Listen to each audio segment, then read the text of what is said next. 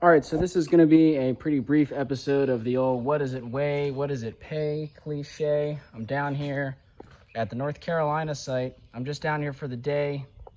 For those who don't know, I'm living kind of far away from this site now, so I'm not able to be down here as often. But like I said, doing a work day, part of the work that I want to do is I got to take a trip into town anyway for other errands, and so I want to take a load of scrap metal. The major priority for me is freeing up some space in these old tobacco curing barns. They make a nice storage shed, but not when they're full of stuff, and especially not when they're full of stuff that I could be selling to the recycling yard to make new material, make a little bit of gas money. So I've recycled a lot of these racks before. I've got some other videos on that. These are the drying racks that they would dry or cure the tobacco on, and I got a lot of them. They because of the size of these, they're clean steel. There's no other contaminants, but because of the size, they're kind of long. They don't get to go as heavy melting steel, sometimes called prepared steel or number one. These get to go as a shearable steel, so it's a little bit better than your just average shred. Anyway, we will see what prices are like today. I've also got a little bit of non-ferrous, which I'll show you before I hop in the truck, but let me get loaded up and then I'll be back. So far, this is about the most efficient way I can find to stack them, as I do kind of 3 like that. There's another row in the back here. 1 stack here, 3 stacks there, 2 on the sides to kind of help jam things in over the wheel wells. There's about 15 of these in here right now. I think the most I've ever fit is 30. We'll see if I get that high today. You know, the higher you go, the more precarious it gets, and you want to make sure your load is safe. All right, well, I definitely feel like I've earned this cold, spicy water here. The truck's all loaded up. I always lose count, but I think there's 32 or so of these in here, which makes me wonder, maybe I've had more than 30 on here before and I'm misremembering past loads, because I feel like I've had the truck stacked up higher than this, but not by a whole lot. This is kind of getting very close to the upper limit of what feels safe on the road without having sides on the truck. Having these jammed in on the side helps. And then what I do is I stick some of these across the top so that these spikes are kind of wedged in, which kind of joins all 3 rows together. Another one here. And then I have 2 straps that go over the top, crisscrossing. You know, they're basically on each of the tie downs on this end and that end. Maybe this is way more detailed than you guys want. And then another tie down here. So I do feel like this is very secure, but I don't want to go a whole lot over that. And you can see the damage we did in here. There is only 1 stack left. I even took a few off the top of that one, so that's pretty good. Had to move these tarps over to the side. All right, so I totally intended to film this part of the farm and forgot, but we're in the truck now, parked, about to get to the place. So as you can see, I've got this big aluminum keg. It's got a hole in it, so they should take it, I would think. I've got a lot of this aluminum casing for wire, just sheet aluminum, a few random pieces of aluminum sheet in here. Excuse the road noise here, but this is that brass from a previous video. All this clean brass. I've also got,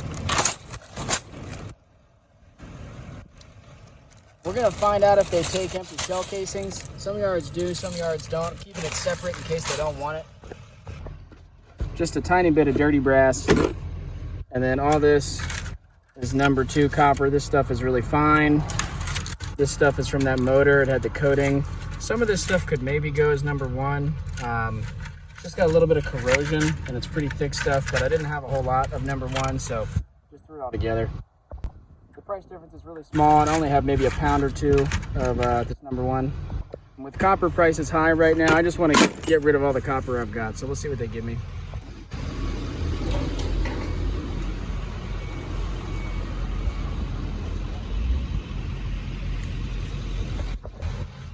I decided real quick to put the dirty brass in this smaller container and use this container to put some of that number 1 in, and we'll see if they give me number 1. Stick it in here. And now we go to the non-ferrous scale. After we weigh out for the steel, get a big mess in here. And they're crushing cars, it's pretty loud.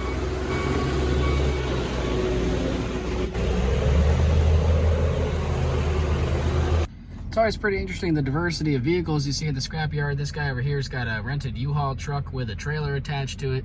You know, there's tractor trailers coming out here, loading out, going to the, you know, the next processing location. There's dudes with big dually trucks and dump trailers. You see brand new trucks, really old trucks. This guy's pulling in a little Honda Accord. We're just waiting in line for the scale here, and then we'll go through the whole what does it weigh, what does it pay situation.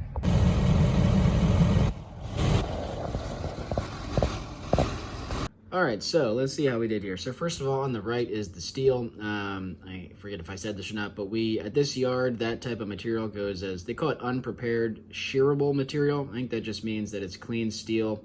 All they got to do is use the shear to get it down to the right size, and then it can go right to the melting facility and get melted into new steel. So almost 1,300 pounds at about almost 9 cents a pound, and that was $113. That's pretty good.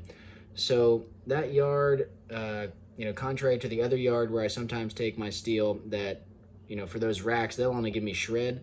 This yard gives me the better price, so it's really worth it. It's only like an extra 10-minute drive. I feel like for the amount of extra money you make, I'm probably going to start taking all of the racks. What's left of them anyway, I got a few loads left. We'll probably go to that other yard that's a little bit further away.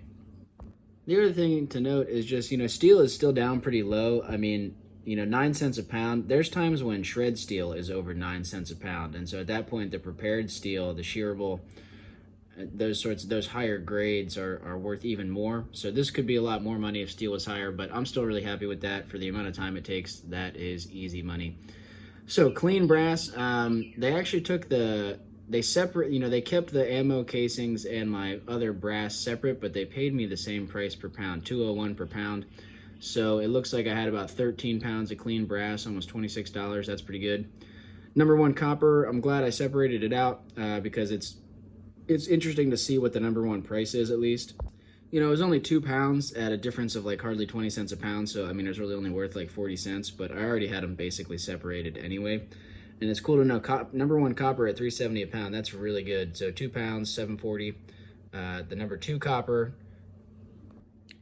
that's $3.53 a pound, 11 pounds, and that was mostly from that one motor. So that one motor was worth almost $40, which is really good. The old aluminum sheet, $3, 45 cents a pound. That's a pretty decent price for old aluminum sheet. And then I made a silly, that big, what the heck is that thing called? The keg.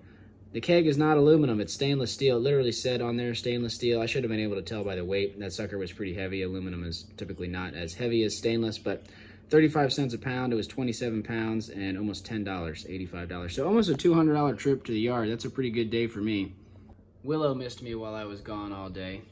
She was pretty unhappy or happy to see me when I got home, but I could tell she was unhappy I'd been gone so long. So yeah, these prices have me really wanting to go out there and see if I can get some more copper. And you know, in the next week or two, I'll be down there cleaning up more of those racks soon and just getting those out of the way.